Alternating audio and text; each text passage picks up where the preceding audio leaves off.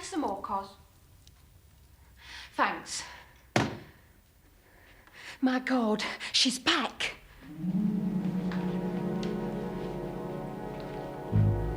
She's getting out of the carriage. Come on, Ryder, get a move on.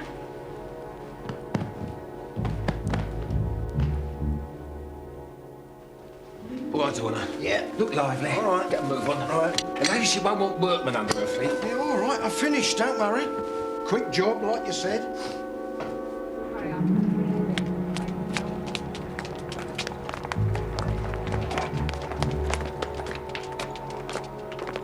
Oh, yeah. Yeah, nice. Nice. Oi.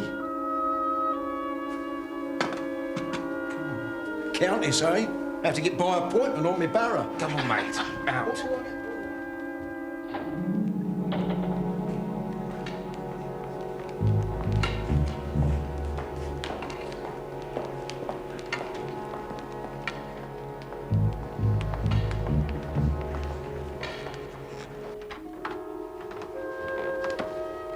All right.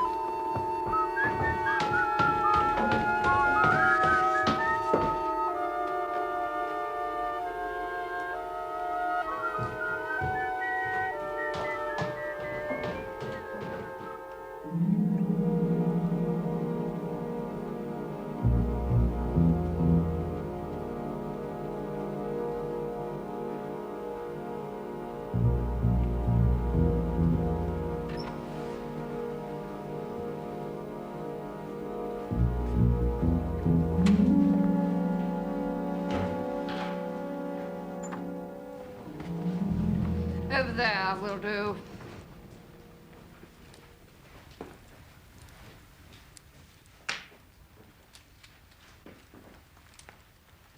Here. For the three of you. Oh, thank you, my lady. And a Merry Christmas, my lady.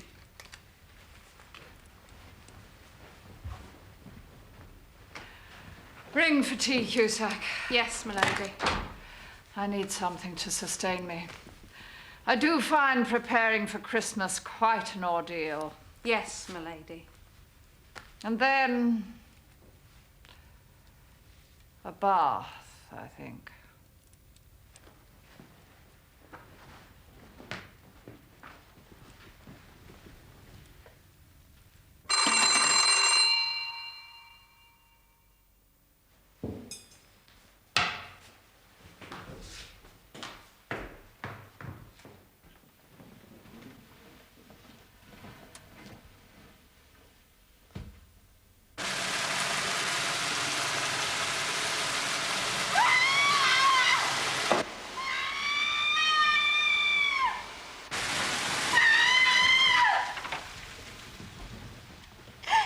Lady?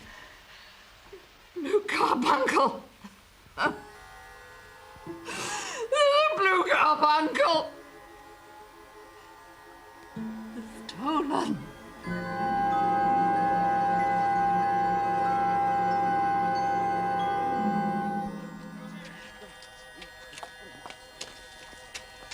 Open them up.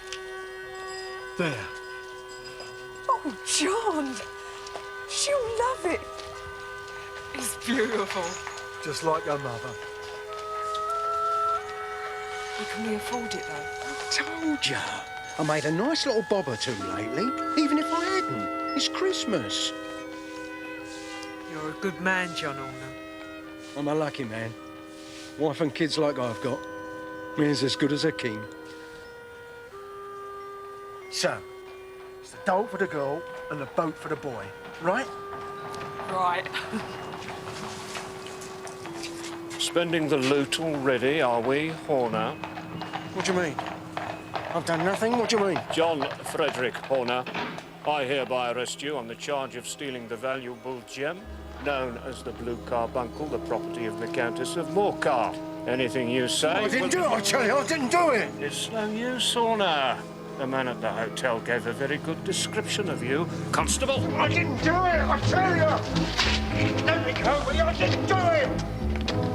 Oh!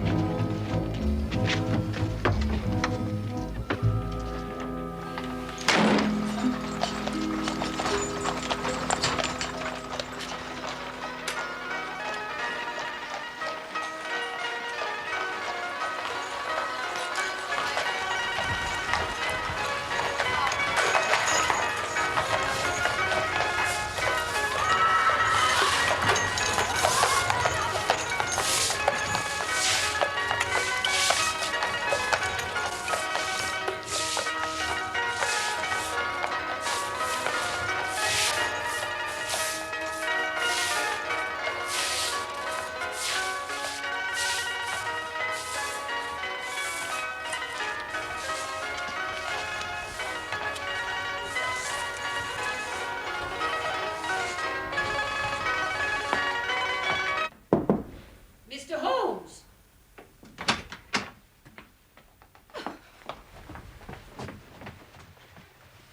Mr. Holmes!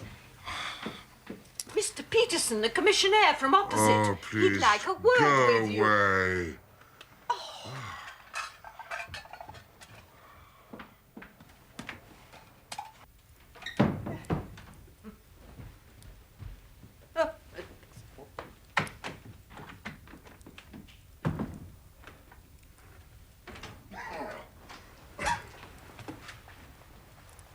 I'm sorry to disturb you, Mr. Holmes. Peterson. Put down your goose. And your hat. It's a fine purchase. I myself favor a goose for Christmas dinner. Well, that's part of the problem, Mr. Holmes. The bird is not mine. You might say I come by it. For Mrs. Henry Baker, and obviously not your hat. No, sir. Well, there were peculiar circumstances, and I didn't know what to do for the best. It hardly seemed to matter for the police.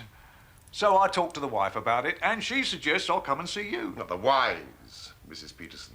Sit down, my dear fellow, and describe these peculiar circumstances to me. Well, sir, it was like this. Last night, I was on my way home from a little celebration. Well, at this time of the year, some of us commissionaires meet to wish each other the season's greetings. Exactly. The season's greetings. Oh, you're a top, sir. Oh, your good health, sir. Well, as I was saying, I was on my way home when I came across what you would only describe as a fracas.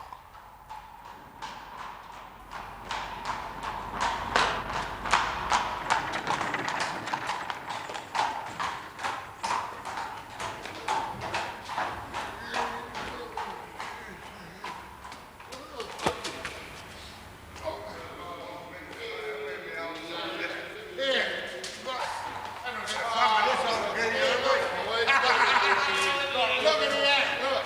Hey!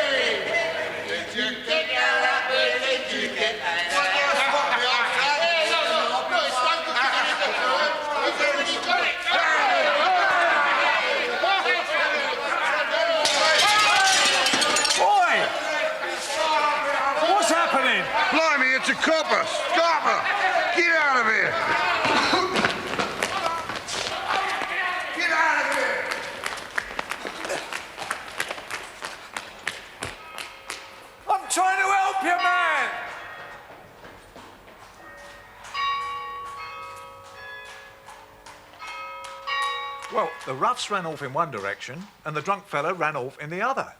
I tried to stop him, but he no doubt thought I was a constable about to apprehend him for the breaking of the window. And so you were left with the spoils of victory in the shape of that battered hat and the most unimpeachable Christmas goose. Both of which I would willingly have returned to their rightful owners, Mr. Holmes. But the truth is, I didn't know how. My dear Peterson, I do see your problem. Anyway, as I say, I discussed the matter with the good lady, and we decided that I would bring both the goose and the hat to you, Mr. Holmes. Seeing as how even the slightest of problems is of interest to you in your particular line of occupation. I hope you don't think I'm wasting your time, Mr. Holmes. Not in the least. Now then, Commissioner, have you purchased your own bird? No, not yet. No. Then I suggest that you carry off this goose so that it may fulfill its ultimate destiny, while I retain the battered hat of the unknown gentleman who has lost his Christmas dinner. Well, if you think I should, Mr. Holmes. I do indeed. For there are signs, in spite of the frost, that this bird should be prepared without unnecessary delay. Well, if that's all right, Mr. Holmes. I will, of course, keep you in touch with developments. Very good, sir. Oh, may I wish you the compliments of the season? And to you and your good wife.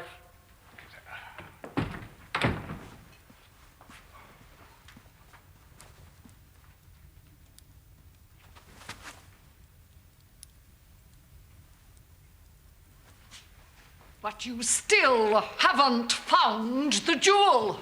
Not yet, no, my lady. But we do have the man Horner. Or have a clue as to its whereabouts. And I think we may assume that he had one accomplice, if not more. Well, what of that?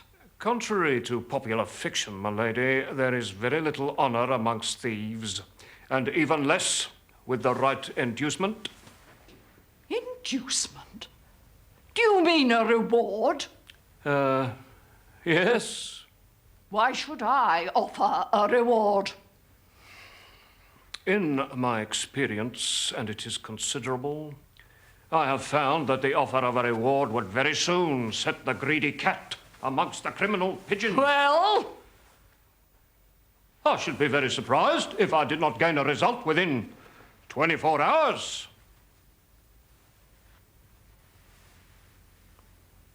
How much? Holmes? Oh, you're up. The Countess of Morcar is offering £1,000 for the return of the blue carbuncle.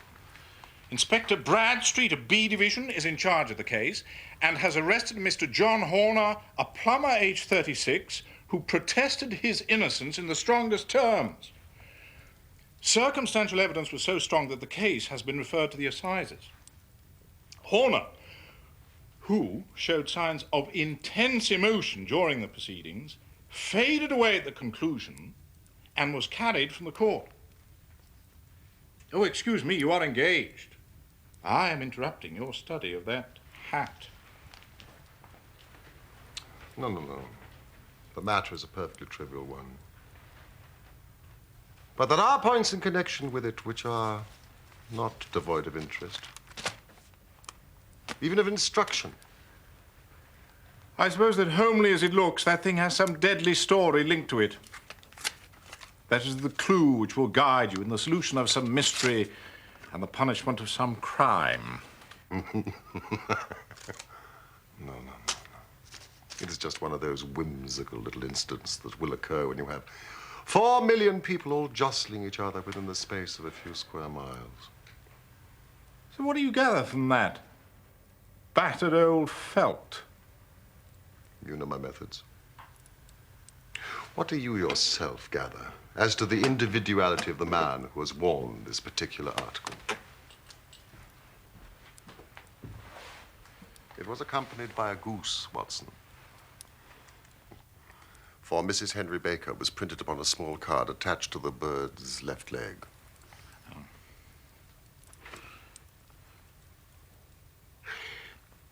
Well, apart from the initials inside, HB, presumably Henry Baker, I can see nothing. On the contrary, Watson, you can see everything, but you fail to reason from what you see. You are too timid in drawing your inferences. Then, pray, tell me what it is that you can infer from that hat. That the man is highly intellectual is, of course, obvious. And also that he was fairly well-to-do within the past 3 years, although now he has fallen upon evil days. He had foresight, but less now than formerly, pointing to a moral retrogression, which, when taken with a decline in his fortunes, seems to indicate an evil influence. Probably drink. This may account also for the fact that his wife has ceased to love him. My dear Holmes. He has, however, retained some degree of self-respect. Now, he leads a sedentary life. He's out of training entirely. He's middle-aged, has grizzled hair, which he has had cut within the last few days, and which he anoints with lime cream. It is also highly improbable that he has gas laid on in his house. Yeah, well, now you are certainly joking. Not in the least. Well, I have no doubt that I'm very stupid. For example, how do you deduce that the man is intellectual? It is a question of cubic capacity. A man with so large a head must have something in it.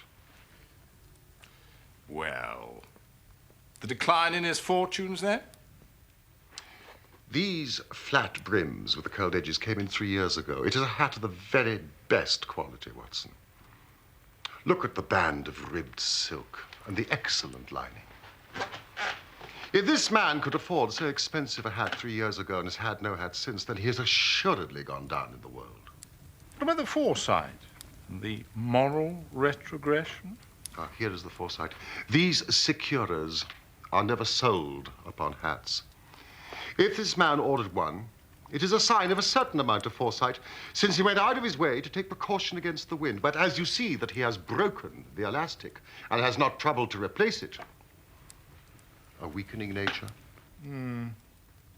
The further points that he is middle-aged, that his hair is grizzled, that it has been cut recently, and that he anoints it with lime cream can all be gathered by an inspection of the lower part of the lining, Watson, and witness the moisture.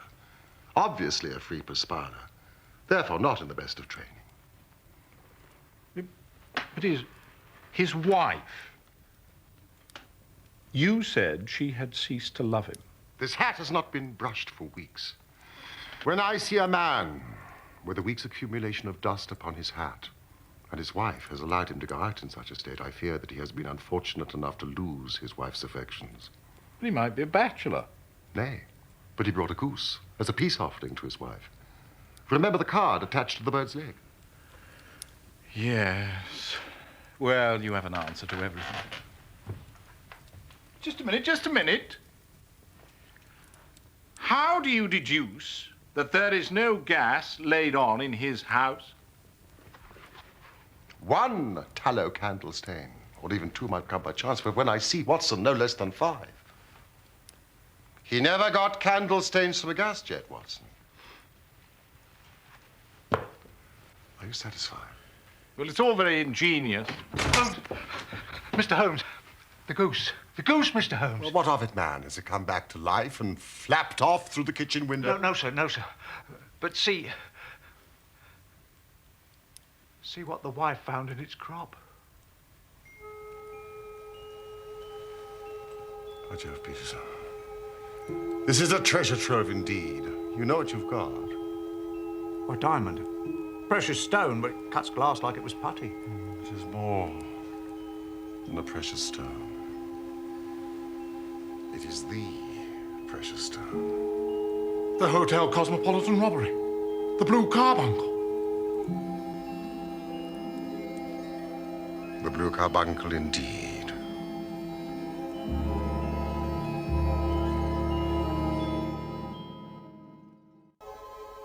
It is absolutely unique. Its value can only be conjectured. And your reward, Peterson, of £1,000 is not within a 20th of its market price. £1,000? Oh, Lord have mercy. You must admit, Watson, that my deductions in regard to this hat have suddenly assumed a more important aspect. Yes, point taken, Holmes. Now, the question for us now to solve is to trace the sequence of events from a rifle jewel case at the one end to the crop of a goose at the other. There is the stone. The stone came from the goose. The goose came from Mr. Henry Baker, the gentleman with the shabby hat and all the other characteristics. So now we must set ourselves very seriously to finding this gentleman and to ascertaining what part he had to play in this little mystery. Found. At the corner of Goodge Street, a goose and a black felt hat. Mr. Henry Baker can have same by applying at 6:30 this evening at 221B Baker Street. Clear and concise. Yes, very, but will he see it? Well, I'm sure he will keep an eye on the evening papers. For the poor man, the loss was a heavy one. Oh, Peterson, just nip down to the advertising agency and have this put in all the evening papers. Which one, sir? The Globe, Star, Pall Mall, St. James Gazette, Echo, Evening News, Standard, and all the others that may occur to you. Right away, sir. And the stone?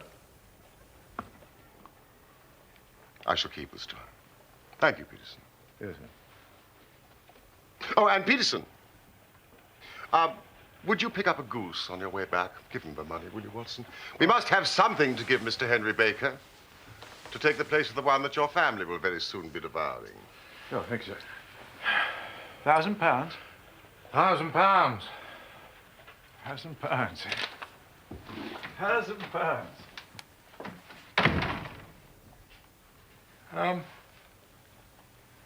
What will you do with the stone? I shall keep it in my museum.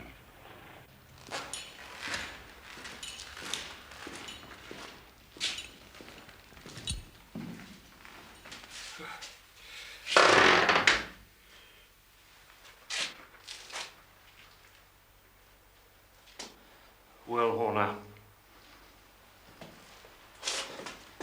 her ladyship is not at all pleased with me. You might be under lock and key, but she'd rather her blue carbuncle was. Never took it, Inspector, Yes. honestly. Well, tell me what you did with it, and I'll put in a good word at your trial. But if you don't... I've been on the straight for years, ever since I married Jenny. If you don't, and when the judge hears about your previous conviction, you might never see your pretty wife again. I've got you, Horner, but I need that jewel. It's a bonny thing. Just see how it glints and sparkles. Of course, it is a nucleus and focus of crime. Every good stone is. They are the devil's pet baits. In the larger and older jewels, every facet may stand for a bloody deed. It was found in the banks of the Amoy River in southern China and is remarkable in having every characteristic of the carbuncle, save that it is blue instead of ruby red. This stone is not yet 20 years old. In spite of its youth, it already has a sinister history. There have been 2 murders, a vitriol throwing, a suicide, and several robberies brought about for the sake of this 40-grain weight of crystallized charcoal. Who would think that so pretty a toy could be a purveyor to the gallows and the prison?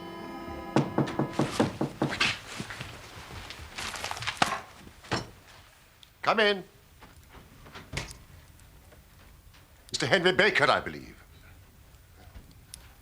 Please, draw near the fire. It is a cold night, and I observe that your circulation is more adapted for summer than for winter. Do sit down. This is my friend and colleague, Dr. Watson. How do you do, sir? Mr. Baker.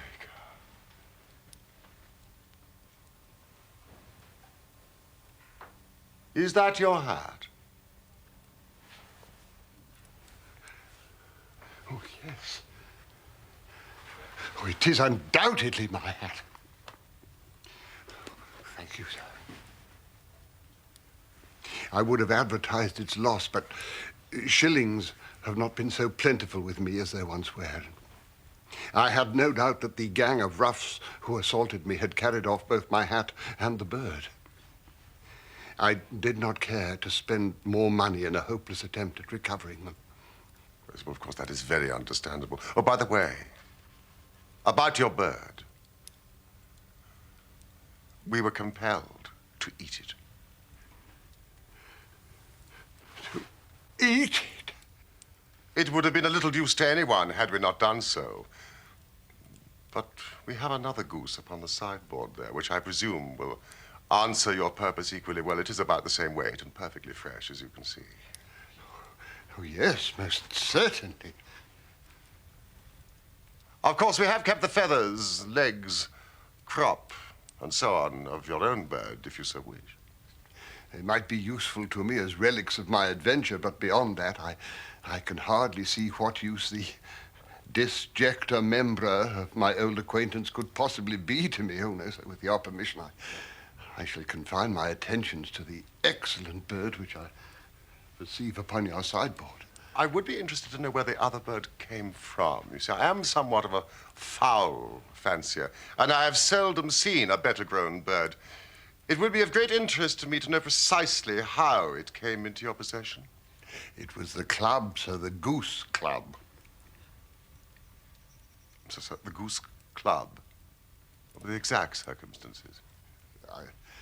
I am not a rich man, as you may see, sir, but I make a humble living, and a respectable one, if I may say so, in the British Museum. Studying? Studying, you might say, and helping others with their studies. I have a certain knowledge of books.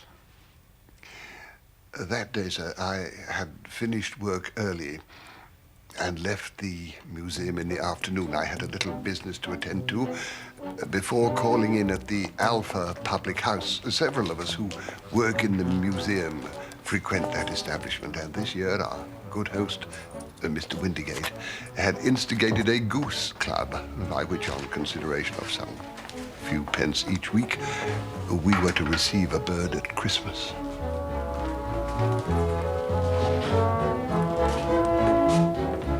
There we are, Mr. Baker. A very fine bird, as promised.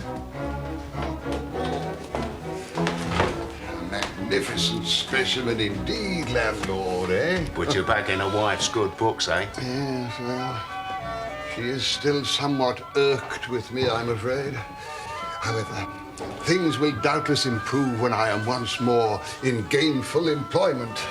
Of an academic nature, of course. Well, I have expectations. Now, I owe you one last payment of 8 pennies, eh? Struck it rich, have we, Mr. Baker? I chanced upon an acquaintance of sympathetic disposition. That is to say, I sold some of my books. Ah. Not your books, Mr. Baker. Needs must, Mr. Windigate, and at this season of the year more than ever, we must not deprive those we love. Or even those to whom we are married. And so, if you will set aside this impressive peace offering, I shall fortify myself for the fray with a large glass of whiskey and a pint of your most excellent beer.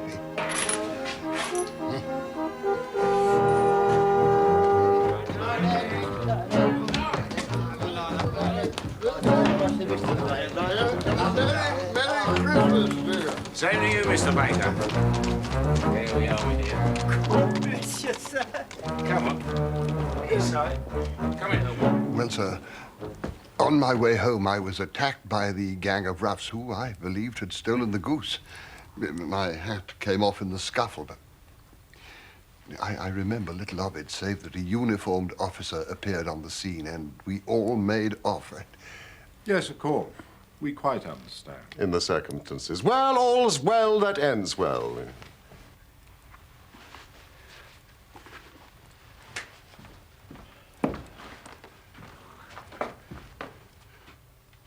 I am most indebted to you, sir, for your trouble. A Scottish bonnet, I fear, is fitted neither to my years nor to my dignity. My compliments of the season to you, sir. And to you too, sir.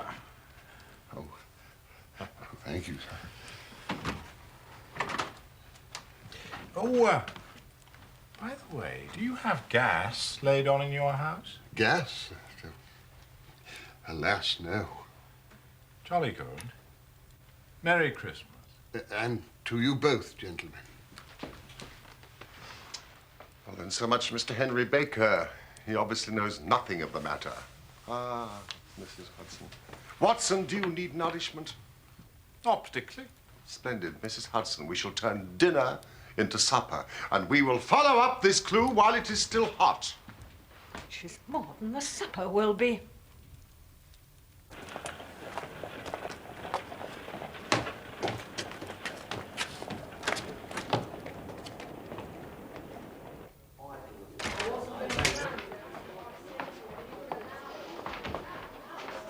Good evening, gentlemen. And a very cold one. It is indeed, landlord, it is indeed. And what shall be your pleasure? Here, Watson. What? Oh, yes. Splendid. Two of your very best glasses of beer. Right away, sir.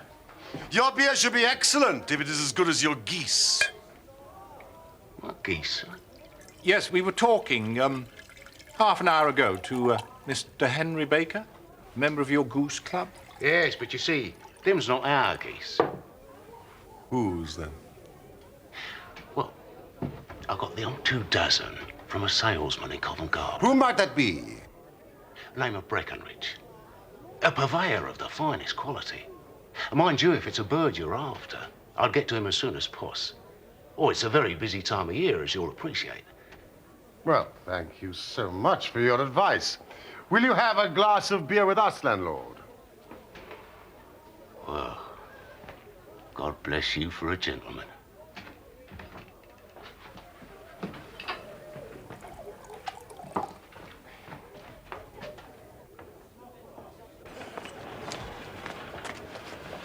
Now, for Mr. Breckenridge. Can't it wait? Watson, we have been given a line of investigation which has been missed by the police, and which a singular chance has placed in our hands. Now let us follow it to the bitter end. Extremely bitter. Faces to the south, then, and quick march!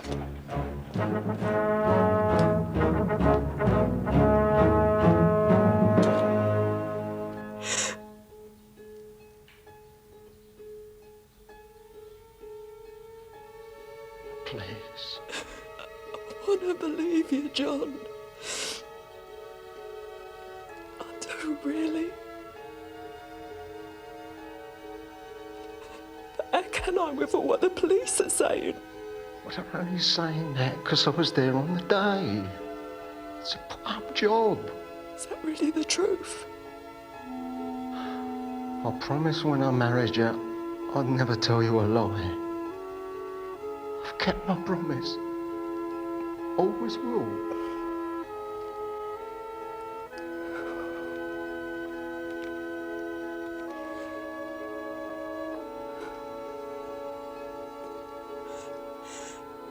I want to believe you.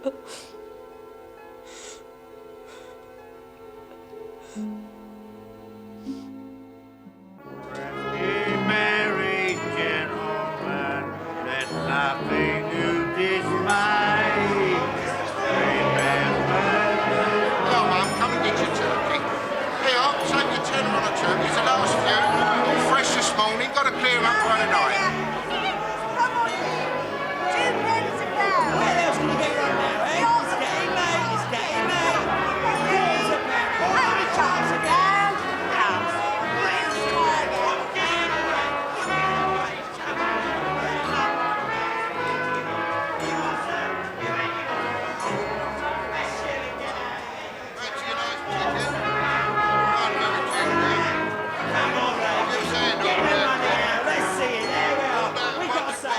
Good evening. Evening. Sold out of geese, I see. Yeah, they have 500 in the morning. Too late, I think. Oh, you see the stall over there with the gas fire? Try him. Yes, but I was recommended to you. Oh, fine. the landlord of the Alpha Public House. Oh, yeah, he had a couple of dozen off me. Very good geese, too. Where, may I ask, did you get them? Now then, mister, what exactly are you driving at? Come on, let's have it straight now. Straight enough. I simply want to know who sold you the geese that you supplied to the Alpha. Well, then I'm not going to tell you, so now. Well, it really is of no matter. But I fail to see why you should get so warm over a trifle. Warm?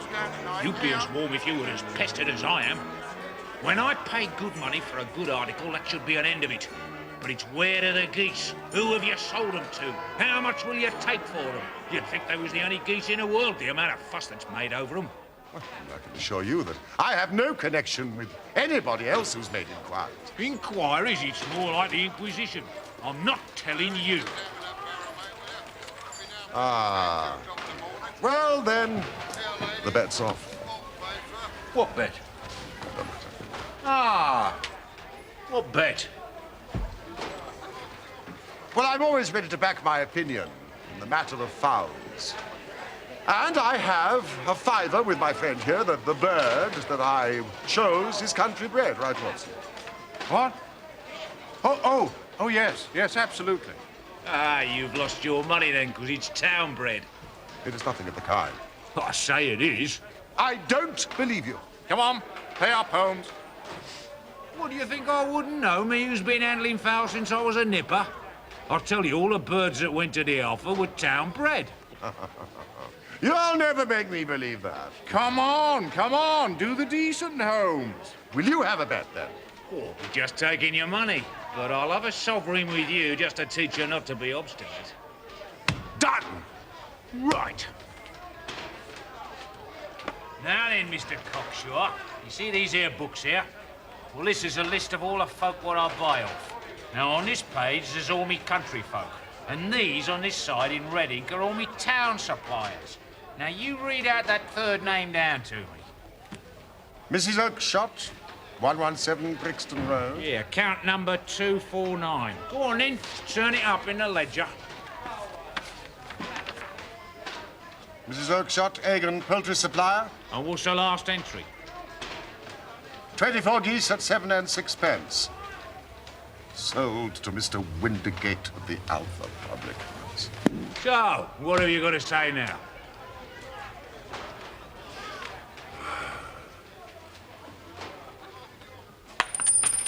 What about this gentleman's fiver?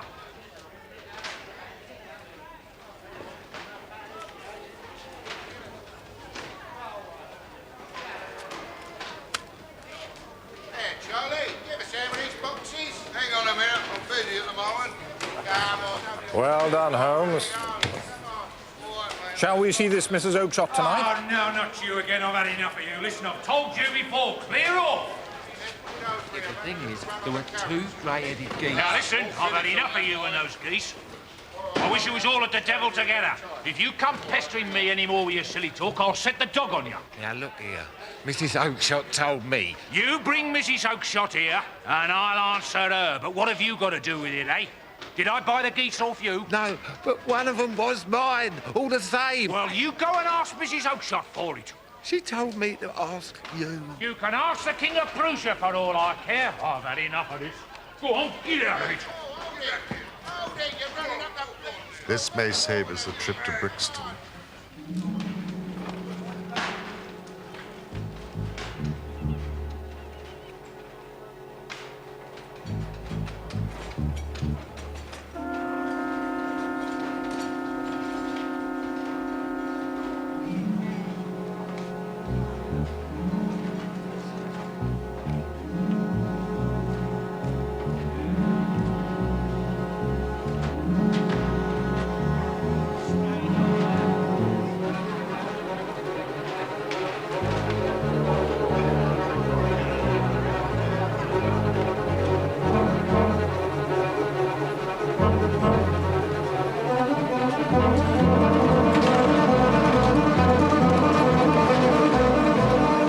Excuse me, but I could not help overhearing the conversation you had just now with that salesman. I think I can be of assistance to you in this matter. You? Who are you? My name is Sherlock Holmes. It is my business to know what other people don't know. You can know nothing of this. On the contrary, I know everything of it. I know that you are trying to find out the whereabouts of some geese sold by Mrs. Oakshott of Brixton Road to our friend, Mr. Breckenridge over there, who in turn sold them to Mr. Windigate of the Alpha Public House. Sir, you're the very man I've longed to meet. I can hardly explain to you my interest in the matter. Then I suggest that we carry on this conversation in rather more comfort. Cap!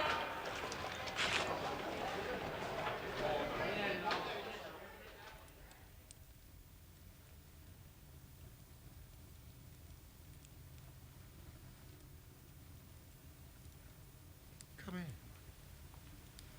Take my chair.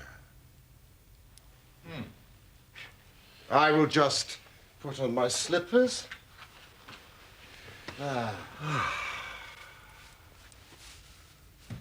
I think we should know the name of the gentleman whom we have the pleasure of assisting, don't you, Watson?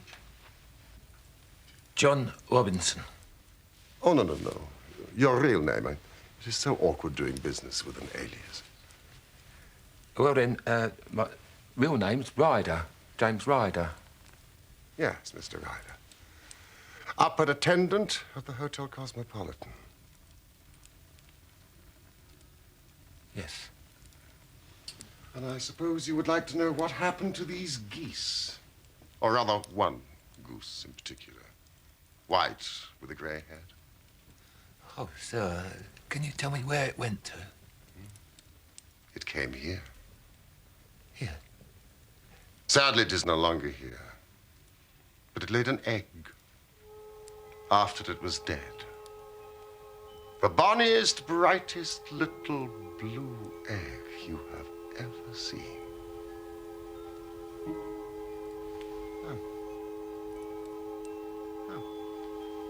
I have it. Yeah. See?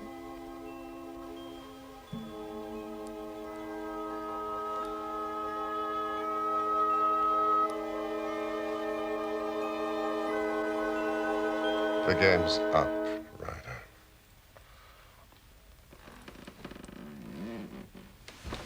Bear up, man! You'll be in the fire. What a wretched little shrimp it is, to be sure. There's not enough blood in him for felony. I have almost every link in the chain, Ryder. You need tell me very little. Catherine Cusack put me up to it. Her ladyship's maid? Exactly. You knew from local gossip that Horner had been concerned in some such matter before. So what did you do? You made some small job in my lady's room. You and your confederate Cusack. You then managed that Horner should be sent for. But you stole the jewel. Then you raised the alarm and had this unfortunate man arrested for some... For God's sake, Mr. Holmes, have mercy. Think of my father, think of my mother, it'll break their hearts. I never went wrong before, I never will again, I swear it on the Bible. Oh, don't bring me to court, Mr. Holmes. For God's sake, don't do that to me. Get back into your chair. It's very well to cringe and crawl now, but you thought little of the man that you sent to the dock for a crime of which he knew nothing. I'll fly, Mr. Holmes. I'll leave the country. Then the charge against him will all break down.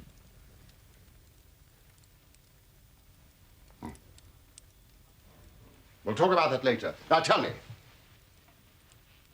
how came the stone into the goose? And how came the goose into the open market? Tell me the truth now, for that is your only hope of safety. I'll tell it to you just as it happened.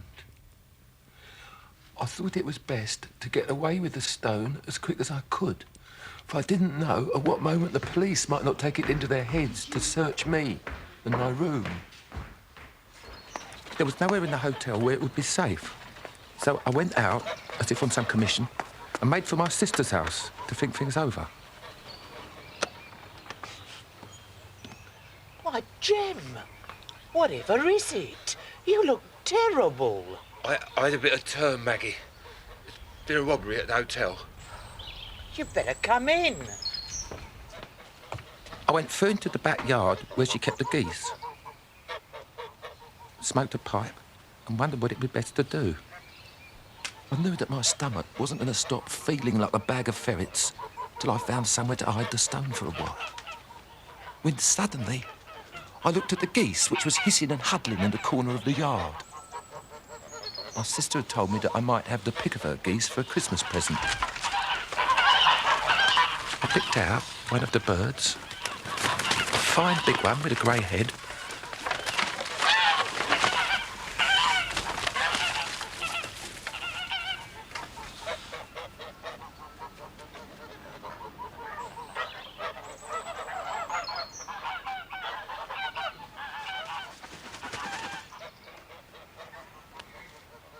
Pushed the stone down its throat as far as my finger could reach. And I thought all my troubles was over. When... Whatever are you doing with that bird, Jem? You said I might have one for Christmas. I was just feeling which is the fattest. We already set yours aside.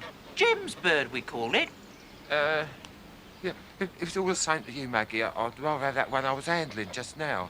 Well, that one's a good £3 heavier. We fattened it up expressly. Yeah, never mind. I'll take the other, and I'll take it now. Just as you like. Which one is it? It's that grey-headed one in the middle. Oh, very well.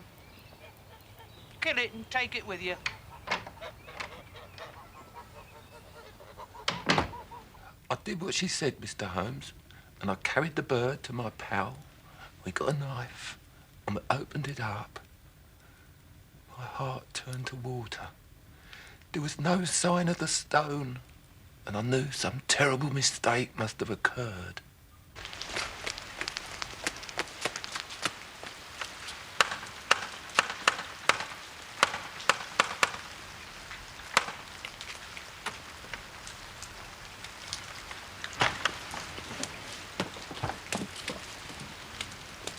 Where are they all gone?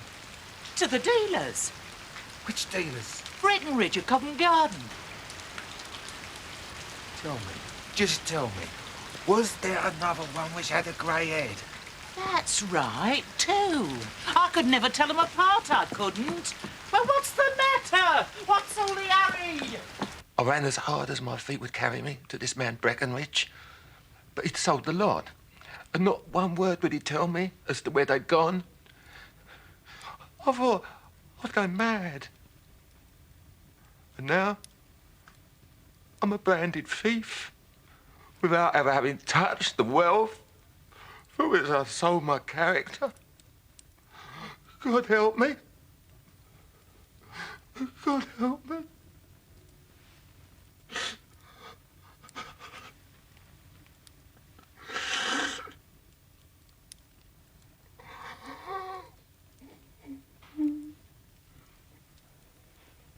Get hard.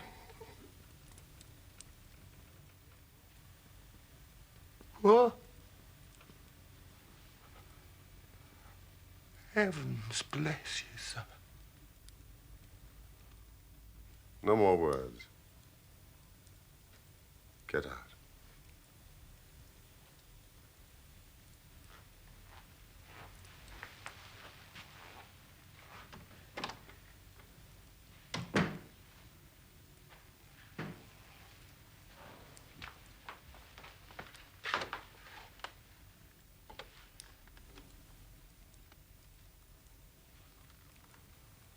I must confess, Holmes, to being a little surprised.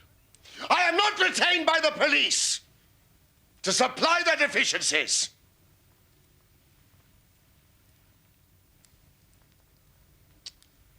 Maybe I am committing a felony, but I may be saving a soul. Send him to jail now, you make him a jailbird for life.